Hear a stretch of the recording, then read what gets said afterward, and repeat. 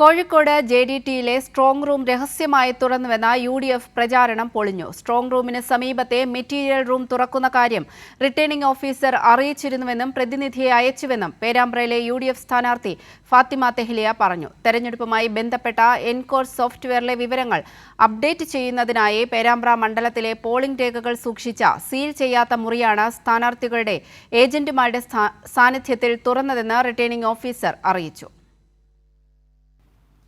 ഉച്ചയോടെയാണ് കോഴിക്കോട് JDTയിലെ വോട്ടിംഗ് യന്ത്രങ്ങൾ സൂക്ഷിച്ച സ്ട്രോങ് റൂം രഹസ്യമായി തുറന്നു എന്ന UDF ആരോപണം വരുന്നത്. ഇത് മാധ്യമങ്ങളിൽ വന്നതോടെ വാർത്ത തെറ്റാണെന്ന് പേരാമ്പ്ര റിട്ടേണിംഗ് ഓഫീസർ അറിയിച്ചു.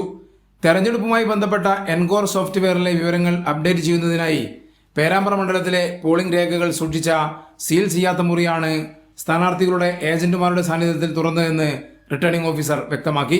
ഇലക്ട്രോണിക് വോട്ടിംഗ് മെഷീനുകളോ പോസ്റ്റൽ ബാലറ്റുകളോ സൂക്ഷിച്ച മുറിയല്ല തുറന്നതെന്നും റിട്ടേണിംഗ് ഓഫീസർ അറിയിച്ചു.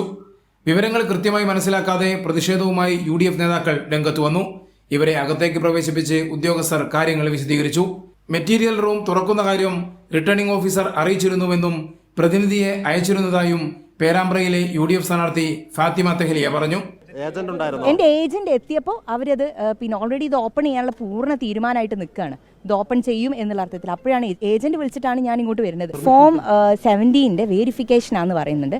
അതിൽ മെയിൽ ഫീമെയിൽ വെരിഫിക്കേഷൻ ആണ്. ഒരാൾ കമ്പ്യൂട്ടർ ഓപ്പൺ ചെയ്തുകൊണ്ട് മറ്റൊരാൾ വായിക്കുന്നുണ്ട്. മെയിൽ ഫീമെയിൽ ഓവർസീസ് നമ്പേഴ്സ് ഇവരിങ്ങനെ വായിക്കുന്നുണ്ട്.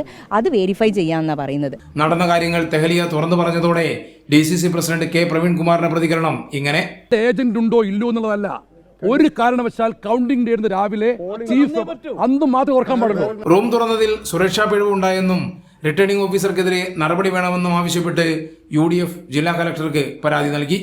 കൈരളി ന്യൂസ്, കോഴിക്കോട്.